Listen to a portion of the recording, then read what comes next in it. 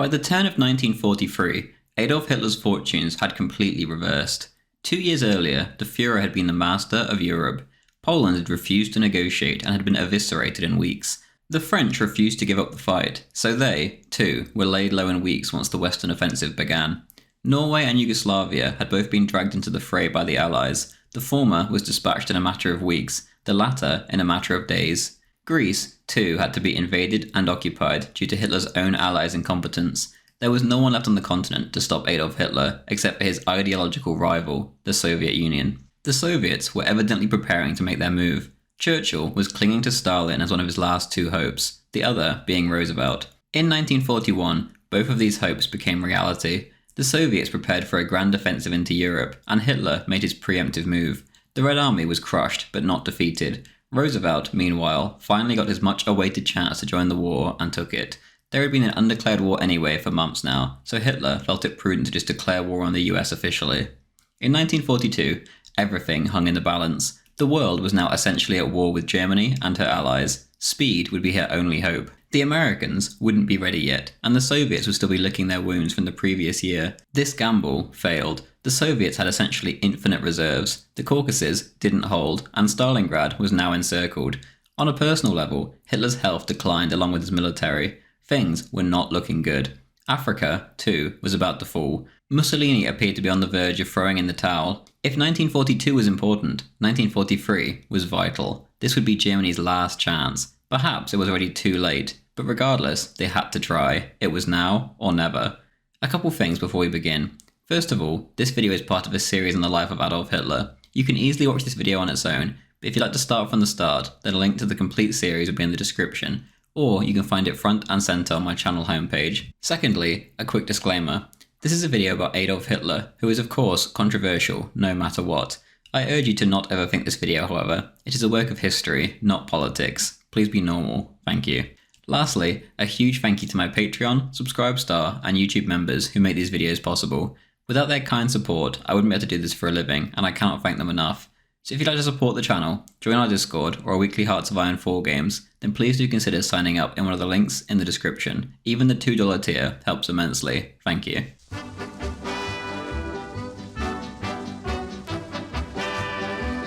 Hitler spent the turn of the new year sat alone with Martin Bormann in his bunker until 4 AM, and this state of affairs was pretty much how things went from here on out. Bormann had a near-complete monopoly on Hitler. The Führer only really saw Bormann, Keitel, and Hans Lammers. As time passed, the more isolated the Führer became, and the more Bormann's power grew. Many have suggested that it was actually Bormann who now ran the Reich, whilst Hitler ran the war. This is quite correct. Matters on the home front were now but a distant memory to Hitler. Goebbels, in fact, was clamouring to be given the title Führer of the Home Front, as he was more the face of Germany back home now, not Hitler. Hitler himself absolutely dedicated himself to the war effort, the U-boat war, panzer and aircraft production and the like. He barely slept and needed sedatives to do so. Scenario after scenario ran through his head as he laid there, unable to drift off. He was under more stress than perhaps any other man in history, bar one. Despite his increasing isolation, he did become more open to the advice of the General Staff throughout early 1943. Hitler had insisted on not giving up any ground, and as a result, he was proven wrong. Stalingrad was encircled, and masses of men and equipment had been lost. Now, the retreats would be arranged in a more orderly fashion in order to inflict maximum pain on the enemy. German morale wasn't completely broken. At this point, they could still blame the lack of oil, the weather, or their allies. They still held their heads somewhat high and were capable of great military feats. In the face of overwhelming Soviet numerical supremacy, however, this would be a hard task. Back home though, morale was shaking, and the security services reported as much. For the first time since Hitler came to power, there were audible mutterings of popular discontent. In the field though, a semi-miracle had come off. A hasty retreat from the Caucasus had been issued. By the end of January, in just 1 month, this had been completed. At a loss of just 226 lives, the entire army group, 700,000 men, had retreated in good order with their heavy equipment in appalling conditions. Hitler hadn't given up on Stalingrad. He assembled his divisions from the Caucasus to be ready to go over to the offensive, and he planned to call over the 3 most powerful SS divisions, ready for a strike towards the encircled city in mid-February when the weather improved. Paulus and the Sixth Army just had to hold on. Indeed, Paulus's spirits were raised by these assurances from the Führer. As for the ongoing airlift, Göring was doing his best. 480 transport planes were dedicated purely to the airlift, and more were on their way. This wasn't even taking into account the escorts of the bombers. Privately, though, Goering knew they simply did not have the means. He was destroying his Luftwaffe for a very small chance of success. Meanwhile, letters came back from the airlift giving ominous signs. The men didn't trust in Paulus or the other commanders of the Sixth Army. A letter was even shown from a relative of Colonel von Below, Hitler's Luftwaffe adjutant, to this effect. Hitler began to look on his generals with increasing suspicion. He didn't look well upon Admiral Raeder, either. Raeder didn't see Hitler nearly as much as the other gaggle that clung to the Führer like Speer, and he was about to pay for it.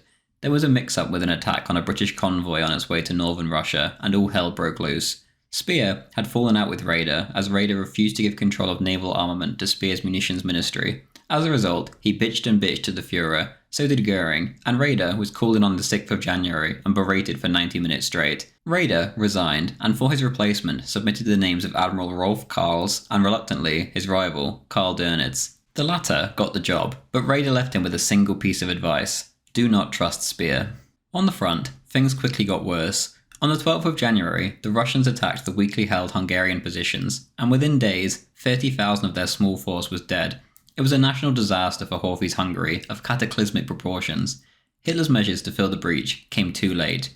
By now, there was 500 German tanks on the entire Eastern Front. The Russians had 5,000. Things looked dire. On the 17th, he and Speer launched the Adolf Hitler tank program. Hitler decided that all naval construction on anything above a destroyer should cease, and the manpower should be transferred to Speer for his tanks. In Stalingrad, too, things were bad. On the 19th, Paulus radioed in, quote, "Mein Führer, your orders on the supply of my army are not being obeyed," end quote. The men could not hold on much longer, and indeed, neither could the troops outside the pocket, yet Hitler genuinely believed he could relieve them with the best of his SS. To hold on, Goering suggested that Paulus should simply let the Russian civilians and injured German soldiers starve and die. Quote, "One can't burden oneself with wounded men beyond hope of recovery. They must be left to lapse into the hereafter," end quote. The generals from inside the city were just as critical of the Luftwaffe as vice versa. General Hube, who had recently been flown out in the airlift, said to Hitler, quote, "The Luftwaffe airlift has failed. Why don't you kill off some of your Luftwaffe generals?" End quote. Regardless of the growing mutual contempt between the men inside and outside of the pocket, Paulus radioed that he would fight on, quote, "Your orders are being executed. Long live Germany," end quote. Even on the 30th of January, Paulus was radioing in defiantly, knowing that he was doomed in reality. Quote, "On the anniversary of your assumption of power, the Sixth Army sends greetings to the Führer. The swastika still flutters over Stalingrad. May our struggles stand as an example to generations as yet unborn, never to surrender, no matter how desperate the odds. Then Germany will be victorious. Heil, mein Führer," end quote. Hitler broadcasted his reply to the nation. It ended, quote, "In this fight, we shall have the Almighty on our side. We shall not shy from shedding our own blood, because one day a new land will blossom from the sacrifices of the fallen, and our Teutonic state, our German nation, shall emerge victorious," end quote. Hitler duly promoted General Paulus to Field Marshal. Paulus, however, knew full well what this meant. He wanted Paulus to kill himself, rather than surrender. At 7:35 a.m. on the 31st, 6th Army Headquarters responded to Hitler's proclamation. Quote, "In our bunker, we listened to the Führer's proclamation and saluted the national anthem for perhaps the last time. The Russians are at the door. We are destroying," end quote. The radio went dead. Early the next day, the Führer was given the news that Paulus, as well as 11 German and 5 Romanian generals, had surrendered. Hitler was livid. He raged, quote, "The others stick together, form a phalanx, and keep the last bullet for themselves. Imagine, even a woman with an ounce of pride in her will lock herself in and put a bullet in her brain just because she has heard a few insulting words. Here is a man who can look on while 50 or 60,000 of his troops are dying and defending themselves with courage to the end. How can he give himself up to the Bolsheviks?" End quote. The job wasn't done, however. The Soviets were still surging forwards. Hitler declared in February, quote, "I won't be able to sleep again without sedatives until the breach is plugged," end quote. 2 years later, he would complain to an army doctor, quote, "I have to relax and speak about something else. Otherwise I keep seeing the staff maps in the dark, and my brain goes grinding on, and it takes me hours on end to drop off," end quote. One of his newly brought in stenographers from December had already suffered a nervous breakdown. It's no wonder Hitler was aging so quickly. By now he looked like a shadow of his former self from 1939, before the war began. Despite Hitler's stress, the rout continued, and by late February, Kursk, Belgorod, Krasnodar, Demyansk, Rostov, and Kharkov had all been recaptured. By now, Hitler was considering abandoning the Donetsk basin too. In regards to the basin, he said, quote, "I shall have to think it over, but one thing I can say now, if I do, there will be no further possibility of bringing the war in the East to an offensive conclusion. Let's make no mistake about that," end quote. Hitler knew the Eastern Front was essentially doomed, yet he still refused to negotiate. Ribbentrop desperately asked him to put out feelers to Stalin, yet the Führer kept refusing. Hitler insisted, quote, "First, we must win a major military victory. Then we can see," end quote. He also refused to accept the help of the population in the East at Rosenberg's behest too. At the time there was 130,000 Eastern troops, and there was Russian generals offering to lead them against Stalin. In a way, they would rekindle the Civil War all over again. Most of the Soviet population, or at least a large proportion, would have sympathized with such a cause, yet Hitler refused on exactly these grounds. He said that this would just be rekindling a Russian nationalism that would probably be a menace to Germany in the future. Rosenberg, the most renowned anti-Christian of the party, became somewhat of a champion of the Eastern population and their religious rights. Rosenberg read Hitler a memorandum in February that suggested that private property and enterprise should be reinstated in the East, religious freedom should be introduced, and that legions should be raised from the occupied ethnic groups. Most importantly, he stated that reasonable political proclamations on their own futures should be issued for them. These people wanted to fight and die for Hitler's cause. They should at least be given their independence back, or at least some of it as a result. Himmler, of all people, backed this cause of Rosenberg's, especially when it came to the Baltic populations, whom he classified as Germanic. This proposal was parred off, much like Ribbentrop's had been. Hitler said that he would revisit the topic after the, quote, "coming spring offensive," end quote. Hitler even seemed to resent the men wishing to fight for him. Of General Vlasov, who wanted to lead a Russian army of liberation, he said, quote, "What a swine Vlasov must be. He owes everything to Stalin. It was Stalin who made a general out of him. Now he bites the hand that fed him," end quote. Hitler, even now, seemed to hold an ever-increasing respect for Stalin and his iron will. As for defeating Stalin, however, he seemed to have no answers. He wouldn't accept peace, and he wouldn't accept the help from the locals. He had no answers. Hitler was relying on a production miracle from Speer, as well as sheer will alone. On the 7th of February, Hitler explained the recent disaster to his Gauleiters, whom he invited to his headquarters. Herbert Back wrote a summary to his wife. Quote, "Sunday at the Führer's. The Führer spoke. First words were, 'What you are witnessing is a catastrophe of unheard of magnitude. The Russians broke through. The Romanians gave up. The Hungarians didn't even put up a fight. For 5 days, German troops from the rear held the front in a thin line across the breakthrough locations. We've lost 4 armies in and around Stalingrad.' Compares our situation with Kolin and Kunersdorf. Said that if Frederick had weapons like ours, they'd never have called him the Great, because then his 7 years' war would have been over in 2 months. The Führer again praised Speer. The Führer also said, 'If the German people fails, then it does not deserve that we fight for its future. Then we can write it off with equanimity. Not the right attitude of mind,' end quote. Around the same time, Hitler also met with his generals. He agreed to withdraw from the eastern Donetsk region. He also agreed to withdraw from the 300-mile-long line around Rzhev and Vyazma. A far shorter line would be set up instead. The troops that had been freed up, however, were to be ready for an offensive in the spring, Hitler said. As for the home front, Hitler was overjoyed with how Goebbels had handled Stalingrad propaganda. Goebbels suggested that total war be declared, and Hitler approved the suggestion as he was told it was what the people wanted.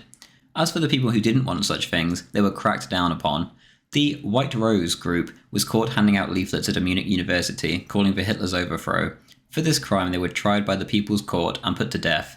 Hitler spoke of this to his generals privately later. Quote, "Perhaps there are those who say it is incomprehensible that the People's Court acts so ruthlessly. A man who just distributed leaflets or another, a university professor, and 2 students who distributed leaflets are also executed. But if the professor and students responsible had been at the front, they might be just as dead now. Who knows? It's a risk every soldier takes all the time," end quote. In mid-February, the Führer headed south to General Manstein's headquarters in Ukraine. Speer was working miracles there, and the production was going through the roof. Yet all that would be pointless if Manstein couldn't hold. Hitler came down to ensure he held personally. Field Marshal Richthofen recalled in his diary, quote, "There were cordons everywhere. Everybody that I asked in the streets where Army Group HQ was smiled scornfully and said, 'You won't get near it, the Führer's there.' Found the Führer in midst of big war conference. I reported to him. Much beating around the bush, no real opinions, mutual tension, an atmosphere you could cut with a knife. Führer then withdrew to his private quarters without reaching any decisions. Führer, very pleasant to me, placid, clear thinking. The question is, has he the necessary implements and ability to convert his clear thinking into orders?" End quote. Soon enough, a counter-offensive was planned, and Hitler proclaimed to his troops shortly before, quote, "Soldiers of Army Group South, airman of the 4th Air Force. The outcome of a crucial battle depends on you. 1,000 kilometers away from the Reich's frontiers, the fate of Germany's present and future is in the balance. The entire German homeland has been mobilized. Everybody, down to the last man and woman, is being called to serve your battle's needs. Our youth are manning the anti-aircraft defences around Germany's cities and workplaces. More and more divisions are on their way. Weapons unique and hitherto unknown are on the way to your front. This is why I have flown to you, to exhaust every means of alleviating your defensive battle, and to convert it into ultimate victory. If every one of you will help, we shall once again succeed with the Almighty's aid." End quote. Russian tanks were on their way, however, far too close for comfort, and Hitler had to quickly head off afterwards. The Führer took off for his Ukrainian headquarters, with the gunfire from Russian tanks audible in the distance. The Führer need not have worried. Mansteyer's men were victorious, and the Soviets were sent packing with an 8-to-1 casualty ratio in the Germans' favour. Whilst this was going on, however, Hitler got word that British saboteurs had blown up the heavy water plant in Norway and disappeared into the abyss. Atomic weapons could not be constructed without heavy water, according to the scientists of the Kaiser Wilhelm Institute and Speer. A few days later, Hitler was informed that to repair the heavy water production would take 2 entire years. Hitler remarked that the war would be long over by then. It was a bitter blow.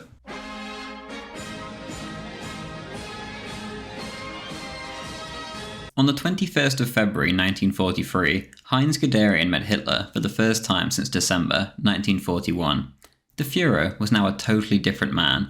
Guderian recalled, quote, "His left hand trembled, his back was bent, his gaze was fixed, his eyes protruded but lacked their former lustre, his cheeks were flecked with red. He easily lost his composure and was prone to angry outbursts and ill-considered decisions in consequence." End quote. Hitler's health was indeed terrible by now. He had brain inflammation, splitting headaches on one side, a trembling arm, and a leg which dragged when he walked. Day in, day out, Hitler sat in his stuffy headquarters, going over events in his head again and again, endlessly worrying and crushing himself mentally with stress. He didn't exercise and was effectively in a coma of depression. He was indeed a completely new man. He grew cold, too. He tried to wipe the memory of the Sixth Army of Stalingrad. A new army of the same name was created, and any letters from the prisoners in Soviet captivity to their families were destroyed. To combat his extreme depressive moods, Dr. Morell actually injected him every other day with prostracrinum hormones, aka bull seminal vesicles and prostate. Almost every single day the doctor would be the first to see Hitler each morning. Hitler had a very low opinion of his allies now after several years of war, too. The Italians especially, Hitler viewed as completely inept. Recently, rather symbolically, an Italian column in the east had chucked a grenade at a passing panzer general. The dislike was mutual. Mussolini offered up another 700,000 men, but was rejected. Hitler reasoned that there was no point in equipping them with weapons, that they would just surrender immediately, when the weapons could be given to Germans who wouldn't surrender. He said the Italians weren't even suitable for defensive duties. Hitler still held a little bit of respect for the Romanians and their leader, Antonescu. The Hungarians and the Italians, however, were politely asked to leave the Eastern Front. In the West, however, Hitler needed allies. The British and the Americans were currently massing troops on the border of Spanish Morocco, and it appeared as if they were about to invade Portugal, and then the Spanish mainland too. Hitler finally relented to Franco's demands, and promised to supply him with the weapons he required. Supposedly, Franco signed the treaty at this time. In return for a supply of modern weapons, the Spanish would join the Axis the second the British or American troops set foot in Portugal, Spain, or any of Spain's overseas possessions. Hitler's Iberian front was now seemingly secure. In the Balkans, there was other trouble. The Italians were simply ignoring German requests and just giving up masses of territory to Tito's communist partisans. The vitally important bauxite mines of Mostar were just abandoned. The monarchist Serbian partisans were still being armed by the Italians. Hitler put pressure on Mussolini to halt this, and he indeed made a directive to this effect that the Serbians should be disarmed. The request was simply ignored by the Italian army. In late February, Ribbentrop was sent to Rome with a strongly worded letter, in which it was shown clearly that the Serbian monarchists were working for the Brits. The Italians, obviously, already knew this. They were supporting them anyway. When Ribbentrop arrived, he was given excuse after excuse. Hitler's patience then finally ended. He had spent years appeasing the Italians, but now he was almost at the end of his wits. An operation codenamed Black was drawn up for May, in which the Serbian monarchists, the Chetniks, would be crushed. The conference record states, quote, "On account of the intimate relations between the Chetnik commanders and the Italian authorities, the Führer attaches particular importance to camouflaging our object and all the preparations." End quote. The Tunisian front was meanwhile described as a pack of cards by Rommel. The Field Marshal was conveniently sick whenever he was needed and was constantly losing faith. He was a broken man. He reported on his dreary outlook on things in Africa to Hitler, whom was sick of Rommel's attitude by now. Rommel said Tunisia needed to be abandoned. Hitler said, quote, "This is a complete contradiction of his earlier contention," end quote. Hitler refused the withdrawal, but remarked, quote, "This is the end. They might just as well be brought back," end quote. Rommel, despite his totally depressed outlook on things, did try his best with an offensive. Captured Italian officers, however, had supposedly betrayed Rommel's plans. They knew where he would be coming. As a result, Hitler didn't take things out on Rommel. The truth was, however, that the British had deciphered Rommel's signals. The Italian officer's story had been deliberately planted by the British Secret Service in a genius act of deviousness. On the 8th of March, Hitler recalled Rommel from North Africa to protect his reputation from the impending collapse. He reported to Mussolini, quote, "For the time being, I have given the Field Marshal leave of absence to restore his health. This is urgently necessary, both in the judgment of the doctors and on the evidence of my own eyes. I must ask you at all costs to keep Rommel's absence on leave absolutely secret. Whatever posterity may judge of Field Marshal Rommel, to his troops, and particularly to the German soldiers, he was beloved in every command he held. He was always dreaded as an opponent by his enemies," end quote. Whilst all this was going on, Germany's major cities, including Berlin and Nuremberg, were being bombed to pieces. On the 1st of March, Berlin was hit with firebombs, and 35,000 people were left homeless, and 700 were killed. Goering's Luftwaffe was impotent to retaliate. In fact, Goering was off in Italy on a shopping trip at the time. Hitler remarked angrily, quote, "When does the Reich Marshal get back? Things can't go on like this. We will never wear down the British like this," end quote. Hitler demanded that the air war against Britain be stepped up, and he hired and fired generals to this effect. Colonel Dietrich Peltz was appointed, and was effectively directly responsible to Hitler alone instead of the usual incompetence in the Luftwaffe. Meanwhile in the east, Hitler was pretty happy with events in Ukraine. Further north, a crafty retreat had been staged west of Moscow. The Soviets, confused, followed up. They found themselves tangled in well-prepared minefields and booby traps. Anything of value had been destroyed during the retreat. Their casualties were huge at no loss to the Germans. As they advanced further, they moved into well-prepared defensive positions. Here, the Russians were slaughtered too. The weather, however, was now turning to its typical sludge. As for the infamous Russian reserves issue, it appeared as if Hitler was at last maybe correct. The Soviets were indeed now finally drafting their 17-year-olds. The reserves might just well be coming to an end after all. Whilst back out east, Hitler made plans with his generals for Operation Citadel, a combined attack on the enemy salient at Kursk. Soon enough, though, Hitler's doctor was demanding that he head to the Obersalzberg for some rest, as he was being troubled by his recurring stomach spasms. Hitler headed off whilst the sludgy weather in the east still prevented him missing anything. Here, too, he would be closer to the Mediterranean, which appeared to be ready to implode. Whilst in Germany, his train took him off to inspect the new Gustav guns and the new gigantic Ferdinand tank. Hitler was deeply impressed. By now, his confidence appeared to be returning in general. Of the Russian armies in the east, he suggested that they were armies in name only and were severely depleted, ready to be smashed. After taking Eva Braun on board, the train eventually reached the Obersalzberg in late March. Here, though, his health did not improve. Almost immediately, he called his doctor. Morel wrote in his diary, quote, "Complained of violent headache and a throbbing head. Temporal artery badly swollen. Looking generally tired and languid," end quote. Before his meeting with Mussolini at the Berghof, King Boris of Bulgaria made a discreet appearance. The visit was so unknown that one of Hitler's secretaries accidentally walked in, munching an apple and holding a pair of tennis rackets.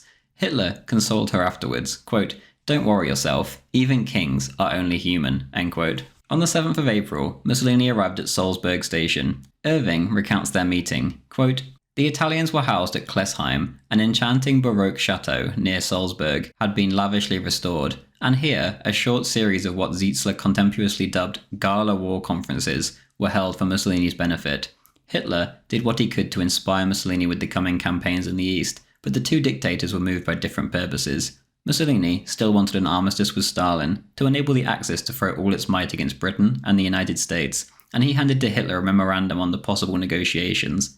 Given the Allies' poor showing over the Russian convoys and a second front, he said, Stalin had good cause to be disaffected. The Duce believed that Spain would voluntarily join the Axis. To Hitler, all this was disappointingly naive. If fascism in Italy was not to be overthrown, so he advised Mussolini, they must hold on to Tunis at all costs.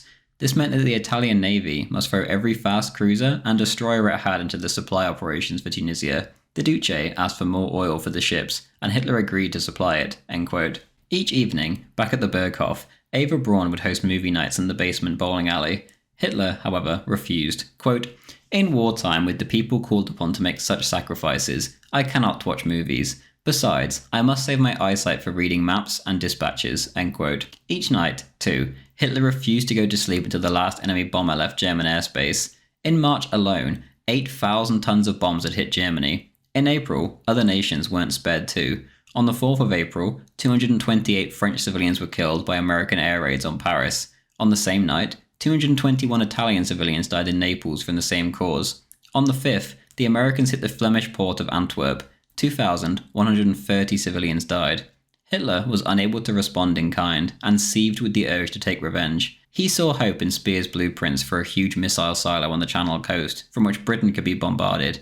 He ordered the project, immediately hurried along. He also said whilst there, quote, "The moment the war is over, I'm going to hang my uniform on a nail, retire here, and let somebody else take over the government. As an old man, I shall write my memoirs, surrounded by clever, intellectual people. I never want to see another officer." End quote. Another significant move in handing over power came around this time too. Hitler signed off on a document making Bormann his official secretary, who had the right to, quote, "communicate the Führer's decisions and opinions to the Reich ministers and other departments and agencies." End quote. Bormann was powerful before, now he was even more so. Hitler only saw the non-military personnel that Bormann chose. Bormann essentially had a near monopoly on access to Hitler. Only Speer had any other real privilege with the Führer.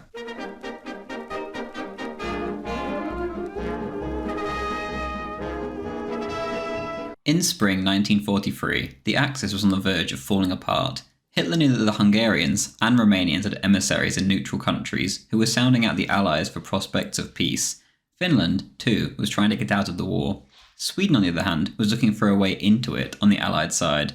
Hitler instructed his envoy in Stockholm to push for Swedish neutrality. If that didn't work, however, plans were quickly drawn up for a lightning invasion. On the 12th of April at the Berghof, Hitler confronted Antonescu with the wiretaps, clearly showing that Romanian ministers were disloyal and conversing with the enemy. Antonescu made a display of indignation. Hitler trusted him, and perhaps rightly so. Hitler had always had a soft spot for Antonescu, and the general did genuinely try his best for Romania.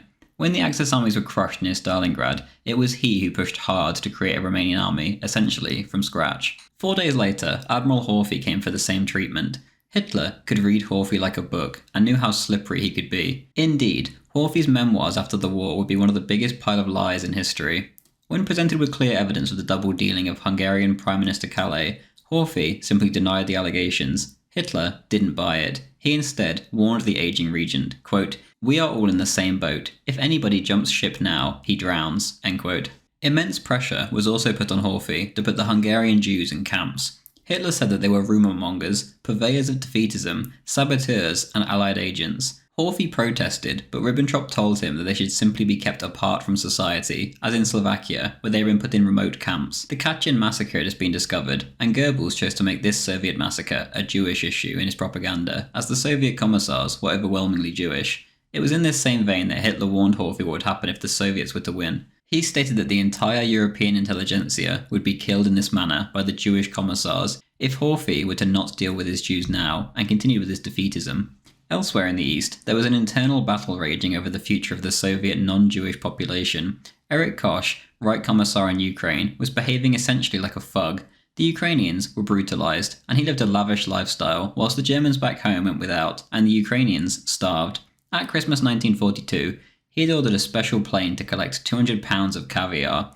Rosenberg, Minister for the occupied Eastern Territories, was absolutely and utterly against this, and he launched a crusade against Koch. Rosenberg believed that the occupied peoples could be a vital asset in the conquest of the Soviet Union, and indeed, it made perfect sense. They should be treated well and given a high degree of autonomy, or essential independence, if the Germans were to win the war. Rosenberg was supported by Ribbentrop, Zietzler, and Goebbels. Koch was supported by the morally bankrupt Bormann, and by extension, the Führer. On the 19th of May, Hitler brought Ribbentrop and Koch face to face. The result was a mess, and showed how brutal Hitler had become over the war years. Hitler judged that both men were right, but that Koch was more right. Rosenberg claimed that Koch's policies simply created more and more partisans, which Hitler simply waved off despite it being obviously correct. Rosenberg then spoke of Koch's executions in Ukraine, to which Hitler replied, quote, "How many of our compatriots are losing their lives in air raids here at home?" End quote. Hitler then continued on to state that foreigners were not to be employed as advisors. Quote, "If they work against their country, they are devoid of character. If they work for it, They are useless as advisors to us, end quote. In the end, it varied by region. In the Baltic states, Rosenberg had far more success, and the peoples there were wholeheartedly with the Germans, especially in Latvia and Estonia. These two contingents would be the biggest in the foreign SS. Down south, Koch continued to rule with an iron fist, with disastrous effects. Indeed, the Ukrainian SS would be an absolute disaster. A few weeks later, Hitler met with Keitel and Zietzler in a heated session on the role of General Vlasov and his Russian Liberation Army. Here, too, Hitler was just as dismissive and untrusting. Vlasov was to be used as a propaganda tool, nothing more. No concrete decisions were to be made regarding the occupied peoples until after the war, and Hitler wanted his hands free when that time came. The issue was, by refusing this outpouring of help from the anti-Soviet millions, he was making winning the war a lot harder. The other issue Hitler discussed with Zietzler and Keitel was Operation Citadel. The operation near Kursk was hyped up to ridiculous proportions. Hitler said that a modest victory in Russia would stop the other Axis nations' rush for the exit, and would also inspire neutrals. It would also stabilise the front, which would allow him to fix any upcoming Mediterranean nightmare which seemed to be imminent. Hitler was so confident of victory at Kursk that plans were already drawn up for the use of slave labour from the inevitable thousands of captured Russians there. As the date approached, however, ominous signs began to appear. The generals wanted constant delays, and the Russians seemed to be incredibly well entrenched judging by the aerial photographs. The attack was meant to begin on the 5th of May, but gradually, these days of delays turned into months of delays. Elsewhere, the Italian navy refused to leave port, and the defeat in Tunisia was imminent. Hitler dispatched General Varlamont to Rome to put pressure on the timid Italian navy, who was neither attacking the enemy nor helping supply the armies. Hitler tasked Varlamont to say, quote, "The only moral act is to fight and win this war. What is immoral is to lose and then scuttle your ships without having fought," end quote. The Italians didn't listen and stayed in port. Days later, the British broke through in Tunisia.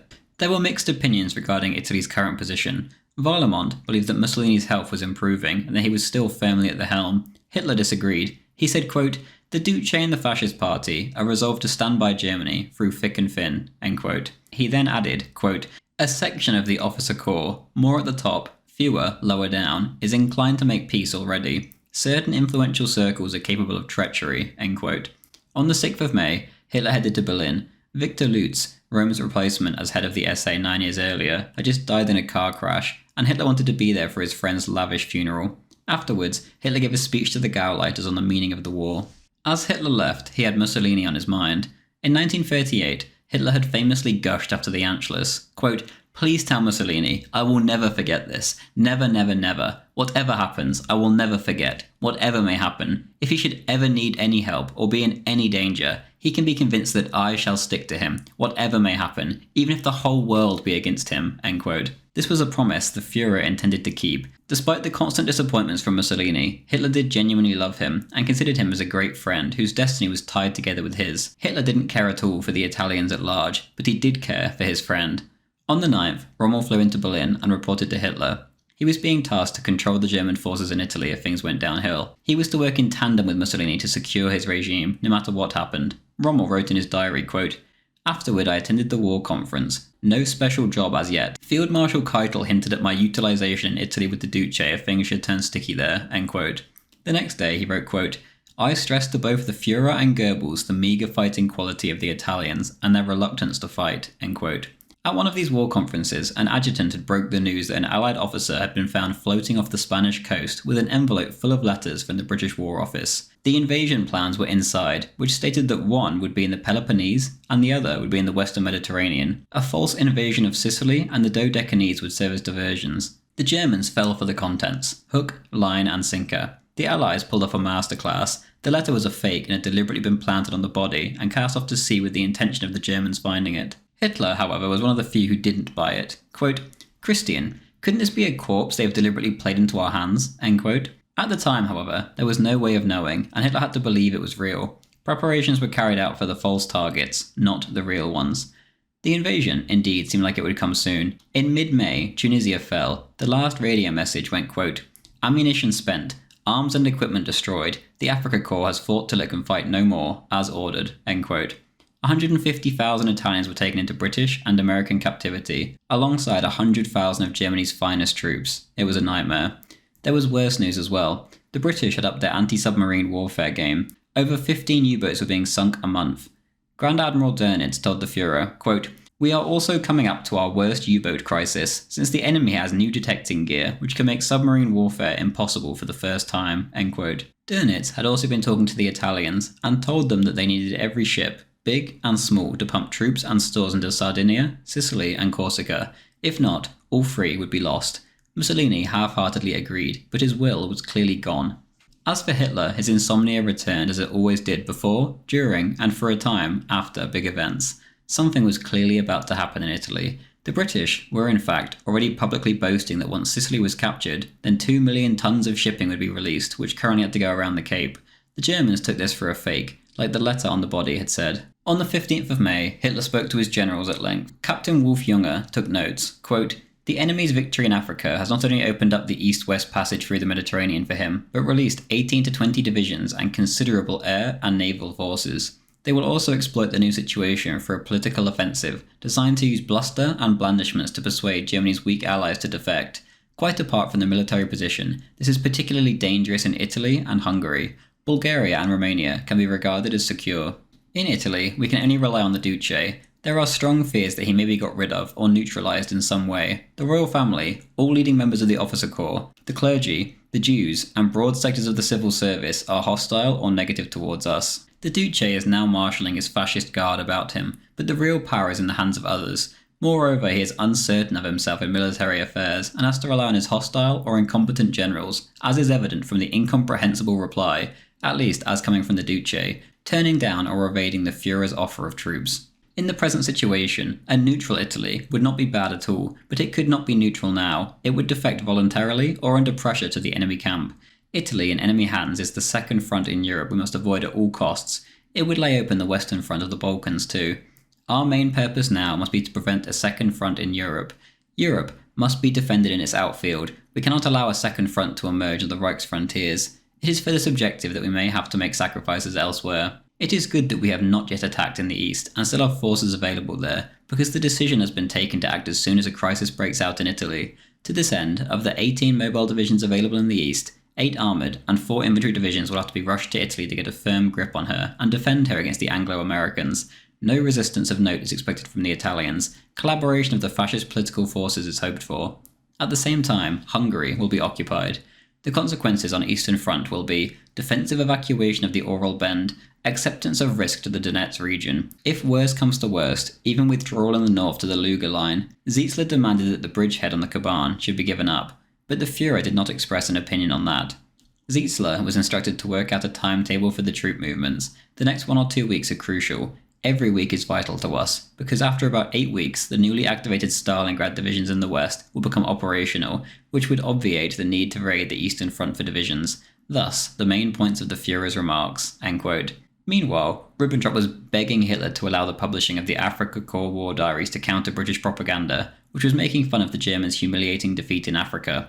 Hitler refused. Quote, "We have to be clear that we have suffered a painful defeat in Africa. If you have taken a knock, you mustn't try and talk your way out of it or pretty things up. You will soon end up like the Italians, who make a veritable saga of every defeat they suffer until the whole world laughs at them. There is only one thing to do at times like this. Hold your tongue and prepare to counterattack. Once the counterattack is delivered, all talk of any inefficiency in German soldiers vanishes." Stalingrad is an example. The stories that the German division's morale was collapsing stopped the moment we struck back hard at the Russians again at Kharkov. End quote. As for Italy, Rommel had a skeleton staff prepared, and it was to be kept top secret. Rommel's greatest fear, however, was if he would get into Italy at all. The Italians were building fortifications along the frontier with Germany at that very moment, and if they were manned by the Italians so the Allies could enter the country, it could be a bloodbath. The preparations continued, and information continued to flood in from wiretaps and Abwehr agents. It was clear, Italy was going to defect. It was only a matter of time. On a more personal level, in mid-May, Hitler underwent an electrocardiogram, which revealed no improvement in his progressive coronary sclerosis affecting his heart vessels. General Antonescu recommended him a Viennese dietitian, Marlene von Exner. Hitler got on incredibly well with the Austrian, and she reminded him of his old Vienna days. Soon enough, she was sharing a table with Hitler and the other ladies from his headquarters staff. She found her job as Hitler's dietitian with his vegetarian diet to be an absolute nightmare, however. Another guest who was meant to arrive at the Berghof to join them was Mussolini, but Il Duce sent his regards. He couldn't make it. He most likely felt that he wasn't able to leave Italy, even for a few hours, with how tense things were there now. In June, Hitler was still at the Berghof. On one occasion, his outlook on the war was clearly revealed. Bormann brought him a 76-page script for a speech from Dr. Goebbels that he wished to deliver. Hitler saw the line, "When victory is ours," and edited it to, "After this struggle is over." Evidently, Hitler no longer believed in a conquering victory, but rather a negotiated one, if any. The naval war, too, was getting worse. Dönitz had to order the U-boat fleet back home in fears that it would be eviscerated. In one day alone on the 8th of May, 5 boats had been sunk in a single convoy battle. The U-boats would now be restricted until October, when the new destroyer-buster homing torpedoes came into service.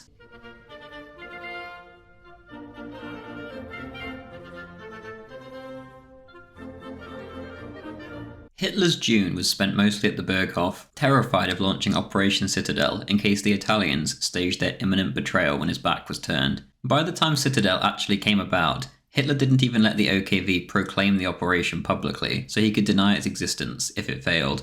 He also had the ever-growing partisan war to worry about. Hans Frank took his complaints to Hitler regarding his domain, the Polish general government. The SS had been simply terrorizing and intimidating the locals however they saw fit, regardless of Frank's strict desire for them not to do so. Himmler was also brutally re-Germanizing the ex-German areas.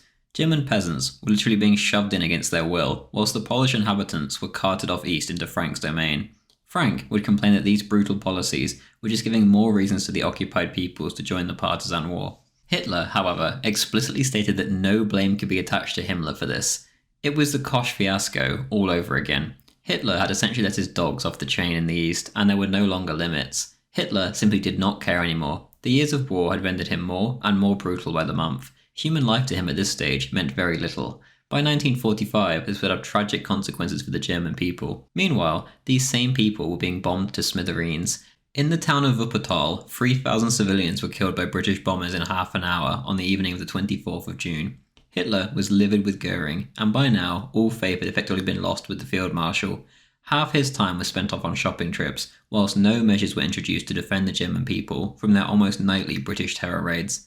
Hitler decided to meet with the aircraft manufacturers behind Goering's back to get the truth of the Luftwaffe's failures. On the 29th of June, however, Hitler didn't have to linger anymore and headed to the east in preparation for Citadel. There was reason to be hopeful. Stalin was clearly worried about the upcoming offensive. In Sweden, a German envoy reported that a Soviet diplomat, quote, wants to meet with a gentleman from the German Foreign Service with whom he is acquainted, end quote. On the 1st of July, too, a Soviet magazine attacked the West's collective guilt theory about Germany and openly suggested that Germany could keep Poland and the Sudeten territories if peace were arranged. If Citadel went well, Hitler might just be able to make Stalin throw in the towel and manage to keep some of his gains. Just prior to the launching of the operation, Hitler talked to the commanders involved.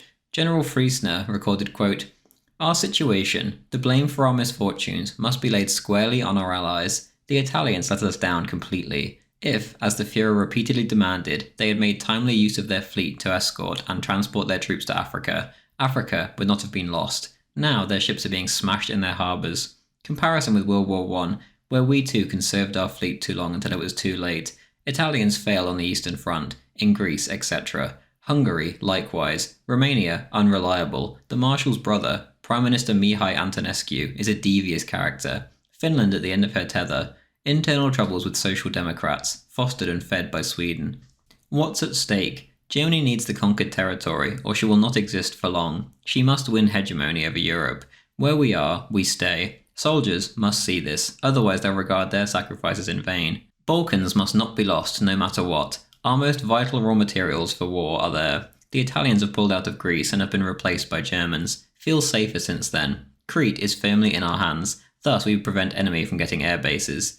Greater Germany and Europe must be defended far beyond our frontiers. So far we have managed this perfectly. German troops are now occupying the Isles of Rhodes, Sicily, Sardinia and Corsica. The Italians would have long surrendered without them, just as they did without fighting in Pantelleria. Eastern Front, we will yield nothing without a scrap. The Russians are biding their time. They are using their time replenishing for the winter. We must not allow that, or there'll be fresh crises this winter, so we've got to disrupt them, end quote. At one point, Hitler admitted the real reason for Citadel to his generals. It was, quote, to dispel the gloom of our allies and crush any silent hopes still stirring within our subjugated people's breasts, end quote. On the 5th of July, the operation began. The Russians, however, had been pre-warned thanks to Britain's code-breaking geniuses. This issue alone would perhaps decide the war from here on out. The Brits knew pretty much everything the Germans were going to do and when. Within 3 days, there was 30,000 German casualties, 3,000 Soviet tanks had been brought in for the defence, and the biggest tank battle in history now ensued. By the 8th of July, 460 enemy tanks had been destroyed. On that day alone, Hoff's 4th Panzer Army had knocked out 195. The Wolf's Lair was completely overcome with optimism. Soon enough, however, things began to slow down. On the 9th, Hitler's nightmare came true. There was a large enemy invasion operation taking place in the Mediterranean. By late in the evening, it was clear that these ships were heading for Sicily. The main harbours were being bombarded, and enemy paratroopers were being dropped. The next morning, the invasion began in earnest. 300 enemy ships were involved. The early signs of Italian behaviour were somehow even worse than expected. Quote, "On the afternoon of July 11th, there was not one Italian soldier left in Schmel's brigade area under any kind of command. Every single officer had abandoned his troops during the morning and was heading for Catania on bicycles and motor transport." End quote. All across the island, the Italians were blowing up their guns, refusing to resist, or just outright handing themselves over to the Allies without a fight. By the 12th of July, there was 160,000 Allied troops on Sicily, as well as 600 tanks. On that same day, Stalin launched his counter-offensive. It was chaos. Hitler felt that this counter-offensive, though, was inevitable. The Soviets were facing famine and massive unrest. Intercepted Soviet mailbags revealed encouraging signs. In Citadel, too, Manstein alone had captured 24,000 prisoners and destroyed or captured 1,800 enemy tanks. The signs were positive, at least at this stage. Super weapons, too, appeared to be on the horizon. The Type 21 submarine, which was so fast that all the enemy's defensive tactics would be useless, was going to be ready by November 1944. An anti-shipping mine that was so ridiculously advanced had to be kept away from the Navy in case the Allies managed to capture it and use it in greater numbers. The rocket project was going well, too. Both Speer and Himmler came to him and confirmed this fact. By the time the year was out, they would be ready, or so they said. Everything was happening at once on the battlefield, yet Hitler held his nerve. The superweapons especially would give him hope until the very end. In Hitler's meeting with Himmler, other matters were discussed too. Churchill had torn up Chamberlain's guarantee of Poland, and the Poles were under no illusions about the fact that they were being thrown under the bus. General Stefan Rebecki, chief of the Polish Underground Army, had been captured. Himmler proposed that the Poles be turned against the Soviets. After all, the Soviets were always the Poles' bigger enemy. Hitler admitted that he had the same idea, but he'd decided against it. The Poles weren't to be trusted. Whilst Hitler continued to refuse help from those in the east that would offer it, he naively looked west. He told Himmler that he particularly wanted to raise a British legion to join the fight. He had said the same to Walter Huell in November 1942. Huell wrote in his diary, quote, "He believes that countless patriotic Englishmen must be suffering under their present regime. They see the future danger of the Jews, and particularly the Bolsheviks taking over the empire. He considers it quite possible that given suitable treatment, a British legion could be raised to fight in British uniforms against Bolshevism. Such a legion would be more welcome to him than any of any other nationality." End quote. Hitler's trust was extremely misplaced. He refused to trust the extreme anti-communists in the East, yet continued to hold on to his love of the British people. The issue was, the British people, until very recently, have always tended to be very trusting of their government, and by extension, vulnerable to propaganda. Finding a pro-Hitler Brit would be like finding a needle in a haystack. Indeed, the British Free Corps would be an absolute clown show when it was finally established. Meanwhile, back in the East, the fight had come to a standstill. The generals disagreed. Some wanted to push on, some wanted to call it off. Hitler chose the latter view. The battle was duly stopped as a stalemate. The Germans had lost 3,330 dead, yet the Soviets had lost 17,000 men and 34,000 prisoners. Stalin's counteroffensive seemed to be losing steam, too. It seemed as if stability on the Russian front was perhaps the new norm. The same could not be said for Sicily. It was a rout. The island was falling rapidly, and the generals and the king seemed almost ready to launch their long-awaited coup against Mussolini. General Ambrosio began to harass Hitler for impossible quantities of modern tanks and aircraft. This was the same tactic the Italians used when they wanted to avoid fighting the war in late August 1939, and again they'd used it during the war whenever they wanted to escape responsibility. It was clear they were looking for a pretext to defect, as the Germans obviously couldn't supply such quantities of equipment. Mussolini himself began to blame the Germans for the rout in Sicily, because they supposedly hadn't supplied the Italians with enough equipment. In western Sicily, however, the Italians had been folded up like paper. In eastern Sicily, though, the Germans were holding around Mount Etna. The excuse was a lie. The Italians didn't have the will to fight. The Italian fleet, even now, was refusing to leave their harbours. Admiral Dönitz called up Hitler and told him that he was ready to take command of the Italian navy at once if the Führer so wished. By this point, it didn't seem like a crazy proposal. The Italians had proven to be useless allies, and Hitler had no qualms about treading on their sovereignty. A major had even been sent to Italy with oral instructions that the Germans were to take over the command of the battle and completely exclude the Italians. The Italian batteries in the Strait of Messina would be taken from the Italians and manned by German crews. The contingency plans were brought up ready for a lightning strike against Italy and the Italian Balkans. There was no more time for sops to Mussolini or mistakes. Hitler now meant business. Italy had made her bed. Hitler showed Field Marshal Milch Mussolini's letter drafted by General Ambrosio, demanding more material on the 14th of July. Milch could barely contain himself, it was so ridiculous. The Germans had transferred absolutely vital air power from the Reich to Italy to defend the Italians. The German people were suffering horribly in the cities due to this. German civilians were being sacrificed in a way, so the Italians could have a chance. Somehow this still wasn't good enough, but there simply wasn't more to give. Milch came to the same conclusion as Hitler. The Italians were trying to bait as much German material into Italy, and also their elite crews, so that when the time came they could be quickly encircled and destroyed. In Sicily, Hitler appointed General Hube, the veteran of Stalingrad, to command all ground troops. As for overall command in Italy, Goering, who wasn't Rommel's biggest fan, managed to convince the Führer to strip the Desert Fox of this honour on the grounds that he was, quote, hostile towards the Italians, end quote. Rommel was instead assigned to hold Greece. This assignment, however, only lasted a couple weeks. Events were moving fast. Before heading south on the 18th of July, Hitler was so overcome with stress about the imminent coup that he had to call his doctor. Morel wrote in his diary, quote, Führer says he's had the most violent stomach pain since 3 a.m. and hasn't slept a wink. His abdomen is as taut as a board, full of gas, looking very pale and exceptionally jumpy, facing a vital conference with the Duce in Italy tomorrow. Diagnosis: spastic constipation caused by overwork over the last few days. 3 days with virtually no sleep, one conference after another, and working far into the night. As he can't duck out of some important conferences and decisions before his departure at 3:30 p.m, no narcotics can be given to him. I can only give him an intravenous injection of 1 ampoule of euproverin, some gentle stomach massage, 2 Euflat pills, and 3 spoons of olive oil. Before leaving for the airfield, I give him an intramuscular Eucadal injection. He is looking very bad and feeling rather faint, end quote. He continued on regarding the flight, quote, during the actual flight, Hitler let off wind, which resulted in some improvement. Up at the Berghof, I gave him another body massage with more Euflat, followed by the Louisim I've been giving him repeatedly for some time, end quote. The next day, quote, his abdomen is supple, he has slept well, and let off a lot of wind, end quote. Effectively, Hitler was so riddled with stress about the Italy situation that his health was taking an embarrassing turn for the worst. At 7:30 the next day, the 19th of July, Hitler headed south to meet Mussolini at Treviso.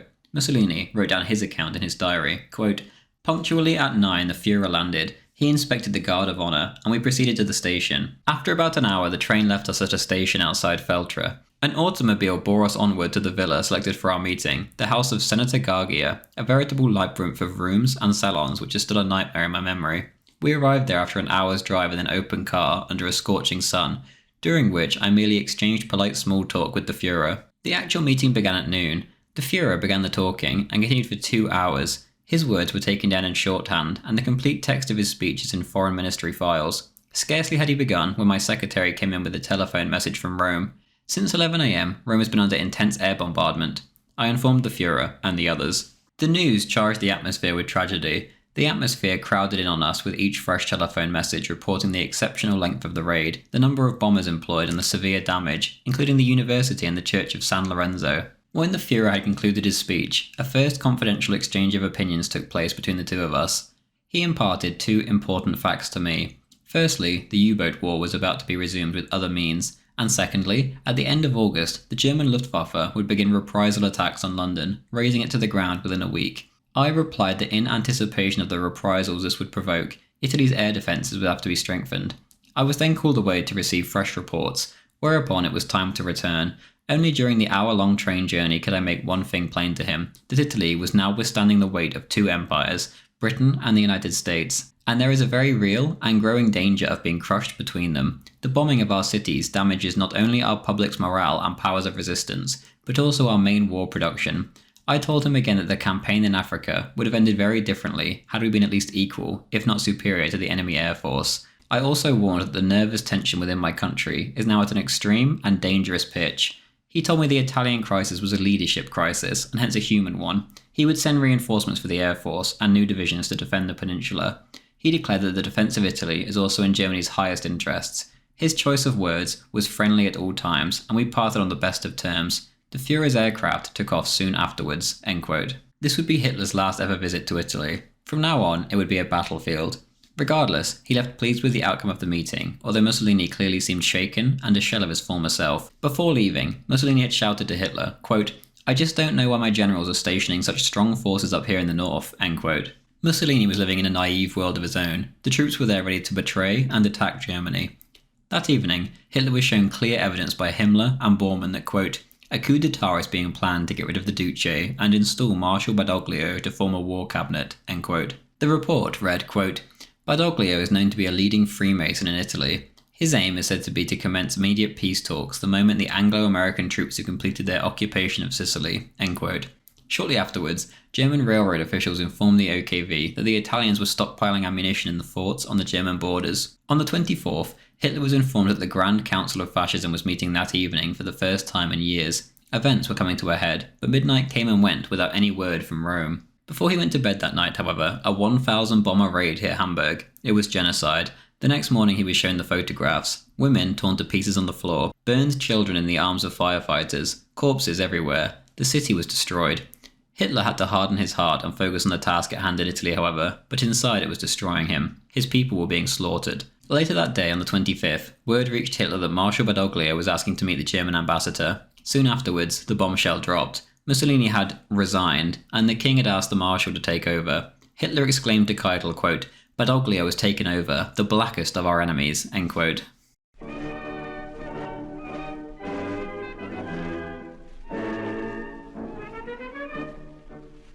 Hitler's initial reaction was to just send paratroopers to Rome, steamroll Italy, and strangle the baby in its crib, so to speak. As the days ticked by after the Badoglio coup, however, Hitler chose a more slow and steady approach. There were German troops in Sicily and on the border between the two nations, yet there was 1,000 miles between the two. Caution was of the utmost importance, and throughout August, despite Badoglio's objections, German troops began to infiltrate the country, ready for the obvious betrayal. On the same day as the news about Badoglio broke, Rommel had already been recalled from Greece so he could handle the Italian crisis. Meanwhile, the most important men in Germany fled to the Wolf's Lair to plan the next steps with Hitler. Himmler, Guderian, Goebbels, Göring, Speer, Ribbentrop and Dönitz were all in attendance. If the Italians believed switching sides would be easy, they had another thing coming. What made Hitler's blood boil most of all was the disappearance of his friend Benito Mussolini. The two were bound by destiny, and now he was gone. The Germans didn't even know if he was alive. Hitler spoke with extreme harshness about the Italians now, quote, "We can be clear on one score. Traitors that they are, they will of course proclaim their intention of continuing the fight. Of course, but it will be a betrayal. We shall be playing the same game, leading them on until we suddenly drop like lightning on the whole bag of them and round up the entire gang," end quote. On the 26th of July, Field Marshal Kesselring was given orders to stand by to seize Rome and prevent the escape of the Italian fleet. Other units were to be ready to surround the capital when the time came. Meanwhile, the task closest to Hitler's heart was already being hatched. Barely 24 hours had passed, and Himmler already had half a dozen Luftwaffe and Army special agents at the Wolf's Lair as candidates to rescue Hitler's friend, the Duce. Otto Gunscher, Hitler's bodyguard, took them into the Führer's study. The Führer posed a question to them, quote, "What do you think of the Italians?" end quote. The last of them, a huge, scar-faced SS captain, blurted out, quote, "What a question, mein Führer, and me, an Austrian," end quote. The next day, this man, Otto Skorzeny, was on his way to Rome with General Kurt Student. There was a split about how the overall Italian operation should go. Dönitz and Jodl wanted to wait for the Italians to act first. Rommel wanted to wait and plan things out. Hitler wanted to pounce on Rome now. Goebbels agreed. Kesselring, meanwhile, believed the Italians wouldn't swap sides at all. He had met with Badoglio, and the Italian had explained that he had no plans to change sides.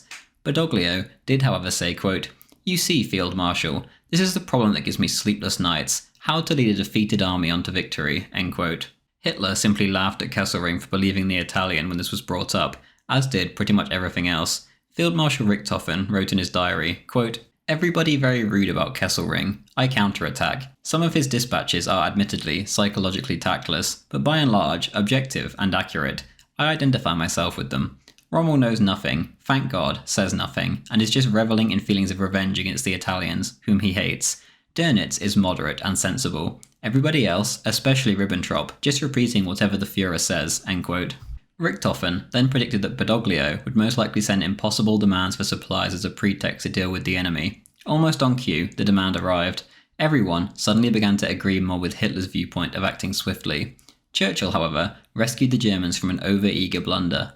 In the House of Commons, the Prime Minister said that he would accept nothing less than unconditional surrender from the Italians, essentially admitting that the Italians were trying to get good terms from the British. He then said, quote, "We should let the Italians, to use a homely phrase, stew in their own juice for a bit," end quote. By the 28th, Hitler had decided against a preemptive strike. He would let the Italians stew in their own juice, too. On the 29th, an intercepted conversation between Churchill and Roosevelt reached the Führer, in which the two spoke openly about the, quote, "imminent armistice with Italy," end quote. In the conversation, it was made obvious that the deal with the Italians would take time, as Churchill wanted to ensure the 60,000 British prisoners in the country didn't pass over to Hunland, as the PM called Germany. The entire time, Canaris of the Abwehr was feeding Hitler false reports, stating that Italy was not going to defect. Soon enough, he was unmasked as a traitor of gigantic proportions. Almost immediately, everyone began to sniff treason, and the plans pushed on regardless under the code word Axis. By this stage, too, Hitler knew that Mussolini was alive. His 60th birthday present, a 24-volume set of Nietzsche, had reached the dictator, and he had received an acknowledgement to this effect from Il Duce. Where he was, however, was not known. Whilst this planning went on, the air war continued. Night after night, bombs were dropped on German cities. In the last week of July, Hamburg was hit again and again and again. In one, a firestorm was deliberately created. Trees, houses, debris, and people were all sucked into the flames. Those sheltering in the concrete bunkers throughout the city were simply incinerated alive. All that was left of many of them was piles of fatty goo on the floor. 50,000 died in Hamburg alone that July, never mind the other cities. Speer gloomily predicted to Hitler that if this happened to 6 more cities, the war would be over. Following the Hamburg raid, Hitler ordered the evacuation of women and children from Berlin. Goebbels then arranged this, and 1 million civilians were quickly evacuated in anticipation of the raids to come. In August, the raids continued as expected. On one occasion, Berlin was used as bait, and instead, the Peenemünde missile site was hit. 700 of Germany's best scientists and slave labourers were killed. Jescheneck, chief of the General Staff for the Luftwaffe, killed himself in shame. Göring was nowhere to be seen to take the blame. Meanwhile, Hitler desperately tried to think of ways to provide for the homeless. He commanded Speer to provide materials to make new houses. Robert Ley said he could build 350,000 a year, but Hitler wanted more. Speer, however, said, quote, "I will not provide the materials, because I cannot," end quote. Hitler responded, quote, "I need 1 million new homes and fast, each about 10 feet by 12. It is immaterial whether they are made of wood, concrete, or prefabricated slabs. I'm even thinking in terms of mud huts, or at worst just holes in the ground simply covered by planks. The houses should be built singly in individual plots, around towns and villages, where possible scattered amongst the trees. We are forced to build as Spartanly as possible, so there must be no distinction between them. The main thing is for these people to have a roof over their heads when winter comes, otherwise they will perish," end quote. As for retaliation, the missile program was stepped up, and Himmler imposed himself more and more upon it, offering up more slave labour and test sites for Speer to use. The German people would just have to hold on until they could retaliate, and in Hitler's mind, the Allied facade would soon fall apart. There was reason to believe that there would indeed be a break between the Soviets and the Anglo-Americans. The Germans would hold on to this belief right until the end in the bunker. Stalin had recently set up a puppet Polish government and a Free Germany committee made up of Stalingrad generals and exiled communists. To anyone with any foresight, it was obvious that Stalin was planning on incorporating half of Europe into his empire as puppet states. Churchill, however, knew this. He just didn't care. Hitler would say on the topic, quote, "I fully recognise that at present, a ruthless desire to destroy us is rampant in Britain and America, but the British have got it all quite wrong. They declared war to preserve the balance of power in Europe, but now Russia has awakened and turned into a state of the highest technical and material calibre. This means that the onslaught from the East can in the future only be met by a united Europe under German leadership. That is in Britain's interest too," end quote. This too would be a familiar theme. Hitler genuinely didn't hold on to any hatred of the Americans and the British, despite them massacring his people in firestorms by the tens of thousands. He felt they were misguided and led by crooks like Churchill and Roosevelt, who in his eyes were simply just puppets for bloodthirsty Jews who wanted to destroy Germany. Back on the front, however, there was a war to fight until that day when the Anglo-Americans would somehow magically awaken and change sides. In Sicily, the Germans had held on and fought an admirable defensive battle towards the strait. Meanwhile, Italian troops were stealthily being positioned in greater numbers near the German border. Hitler said, quote, "These steps were obviously taken to satisfy the Anglo-American requirements that Italy must take positive action against Germany if she is to get better peace terms," end quote. This was the scene at the Wolf's Lair on the 11th of August, as written by Rommel, quote, Goering, Dönitz, Student, and Himmler are at the midday conference, discussing Italy. The Führer agrees with my own views. Führer appears to intend sending me in quite soon. Like me, he doesn't believe in the honesty of the Italians. The Führer says the Italians are playing for time. Then they will defect. The Führer evidently wants to adhere to his old plan of restoring fascism to power, as this is the only way to guarantee that Italy will unconditionally stand by us. He has sharp words of condemnation for the work of Mackensen, Rintelen, and Kesselring, as they, and particularly Kesselring, still totally misinterpret the Italian situation and blindly trust the new regime. Lunch with the Führer. I sit on his left. A very spirited discussion with the Führer, evidently delighted that I am there. Again and again, I find that he has complete confidence in me. Before supper, I confer with Jodl. His plan, based on our proposal, was for me to take command in Upper Italy. My new draft has me in command of all Italy, with 2 armies, whilst being myself under the Italians, the Army Group HQ near Rome, so as to exert influence over the Commando Supremo and the regime. After I refute his objections, Jodl agrees. Then, supper with the Führer, and even in conference, he approves my proposal to fight a delaying action in Sicily, and to fall back on Italy only when forced to do so, and meanwhile to establish 4 lines of resistance, the first from Cosenza to Taranto, the second at Salerno, the third at Cassino, and the 4th and ultimate line along the Apennines." End quote. Rommel was afterwards sent to confront the Italians in Bologna on the 15th of August. They were to present a plan for a joint defence of Italy and gauge the Italians' reaction. This would be their last chance. The Italians immediately blew their cover and presented a map in which the Italian divisions created a barrier across the peninsula, trapping the Germans in the south. The motive was obvious. Around the same time, there was a potentially connected event regarding King Boris of Bulgaria, a great friend of Hitler's and indeed a trusted ally. Irving explains at length, quote, "One further episode illustrates Hitler's abysmal hatred of the Italian House of Savoy. He had invited King Boris of Bulgaria to the Wolf's Lair for an informal visit.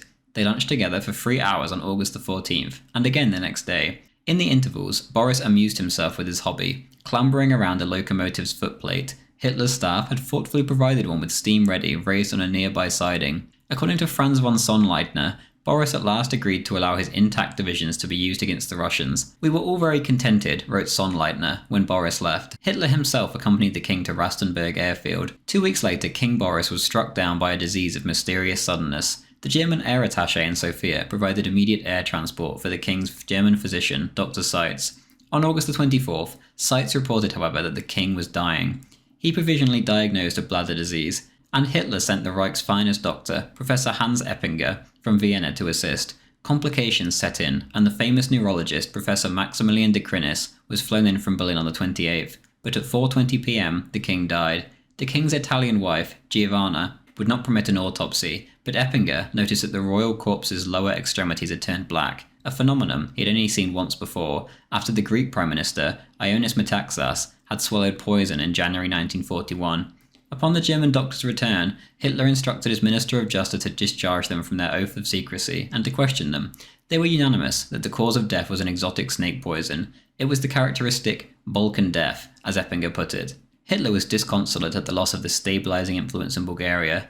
He ordered a powerful delegation to attend the state funeral. His instinct told him that the House of Savoy lay behind the murder. Was it not suspicious that Princess Mafalda, the king's sister-in-law and daughter of the King of Italy, wife of Philip of Hesse and blackest carrion in the Italian royal house, as Hitler luridly described her, had spent some weeks in Sofia quite recently?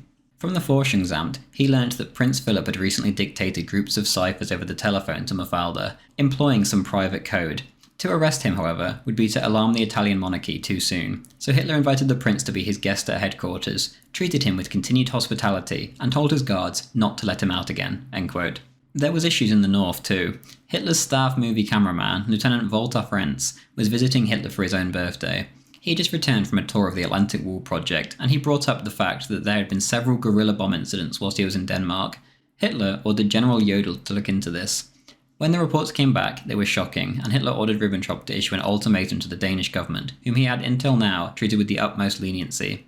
The ultimatum requested that a state of emergency be declared, and the partisans be suppressed. As anticipated, the Danes refused. The Danish forces were then quickly disarmed, almost without a shot being fired. The king and crown prince were placed under house arrest, and the Danish navy was surrendered to Admiral Dönitz. All Jews were either deported from Denmark or managed to escape to neutral Sweden. Meanwhile, in Germany itself, Himmler's men were busy too. His Gestapo rounded up all German dissidents in a lightning strike as discontent had been bubbling due to events in Italy. Many began to believe if Hitler would depose, then the Allies would guarantee them against Russia, and all would be okay. Most of the able-bodied who were arrested were put to the guillotine, as Himmler put it. There were more plotters too, including dismissed generals and ex-ministers. Himmler began to keep closer and closer tabs on them. In Bohemia, the protector, Karl Hermann Frank, was given new powers to crack down on any dissent too.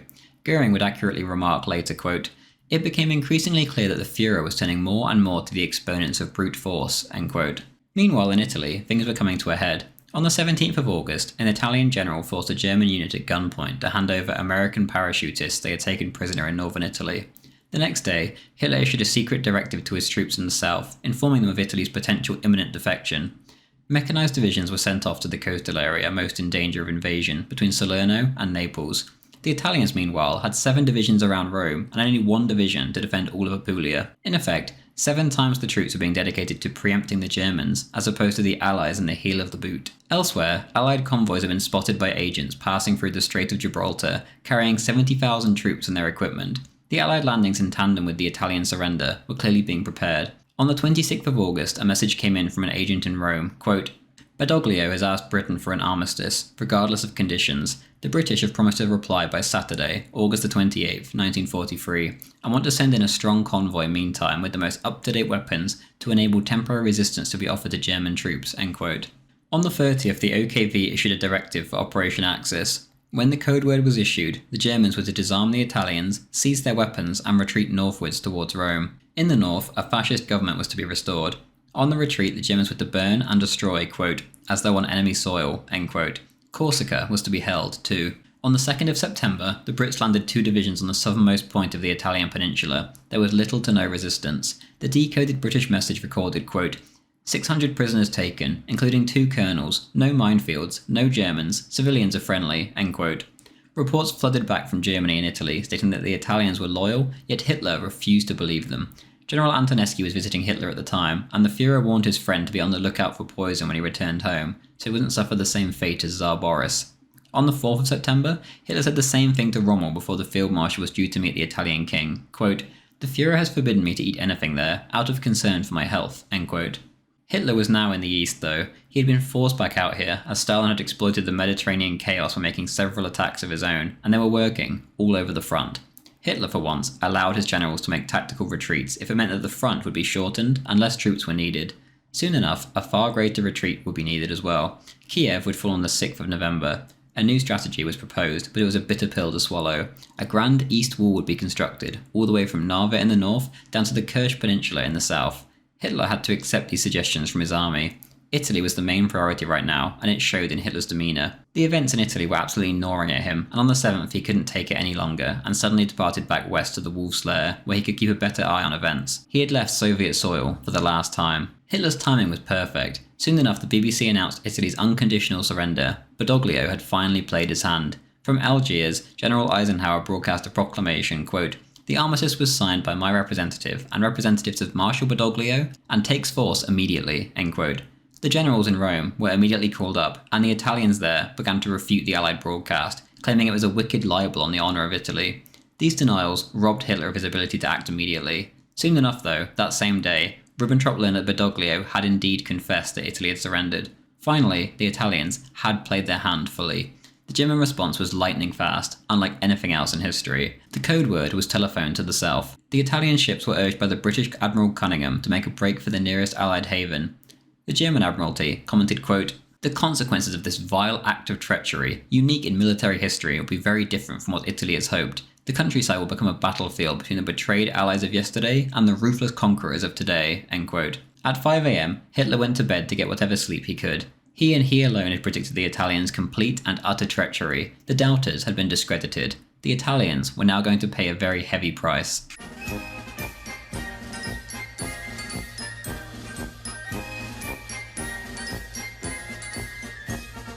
Operation Axis proceeded smoothly. Rome was quickly seized, and Italians were being disarmed all over the country. Fighting broke out in the Aegean, Rhodes, and Corfu, and an ultimatum was issued to all Italian troops to lay down their arms, otherwise their commanders would be shot as partisans. The Italians in the Balkans acted treacherously. They handed their arms over to the partisans more often than not, especially Tito's guerrillas in Dalmatia. Often the Italians were caught doing this, and their officers were simply shot before firing squads.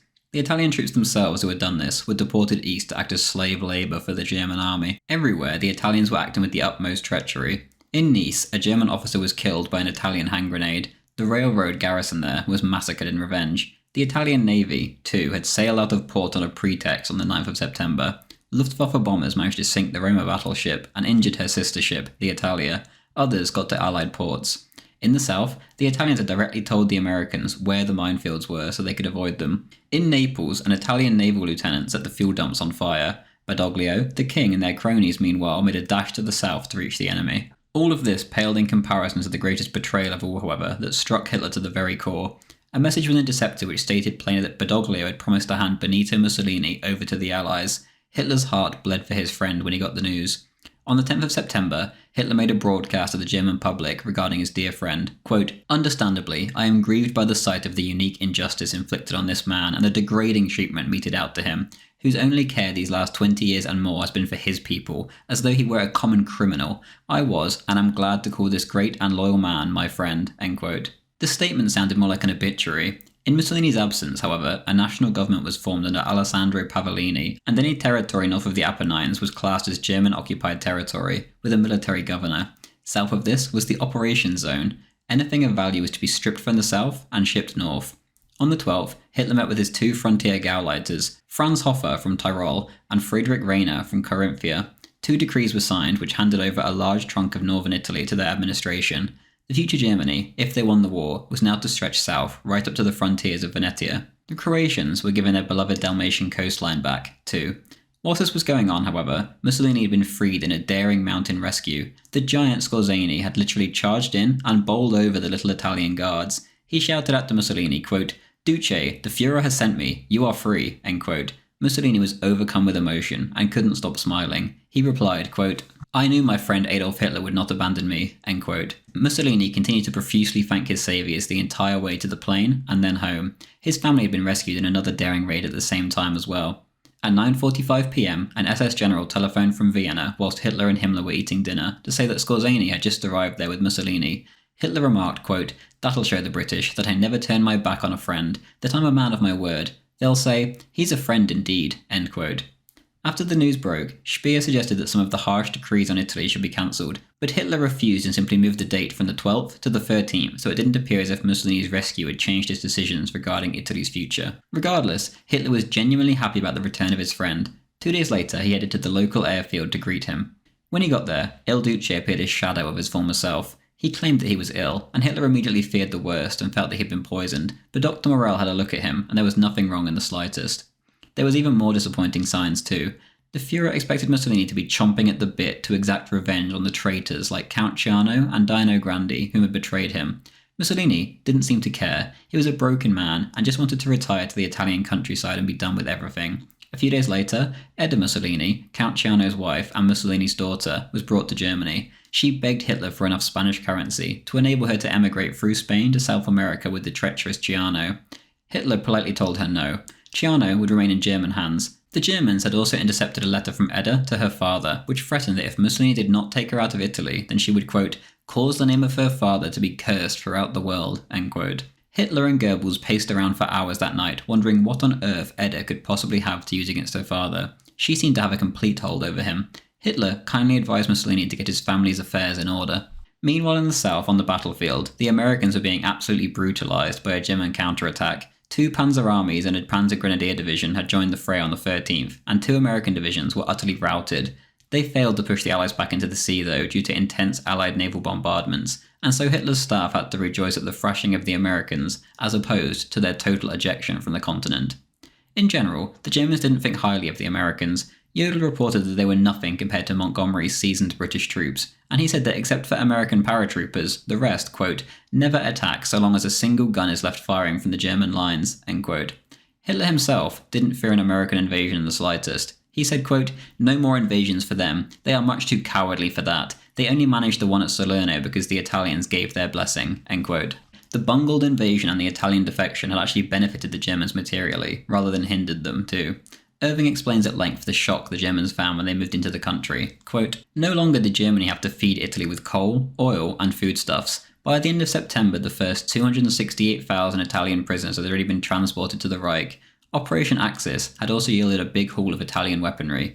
449 tanks, 2,000 guns, and 500,000 rifles." The notes taken by one general staff officer attending the Führer conferences of September the 30th reflect Hitler's astonishment at the booty made by his troops in Italy.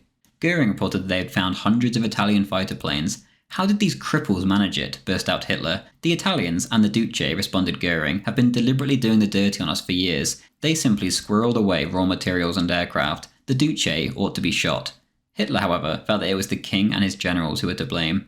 As for their own strategy in southern Italy, he emphasised how vital it was to hold the enemy down there for as long as they could. "We've got to win time," he said. "The enemy are having a pretty thin time themselves. Their reserves of manpower and materials are subject to exactly the same limitations as our own, and sooner or later they are bound to get fed up with it.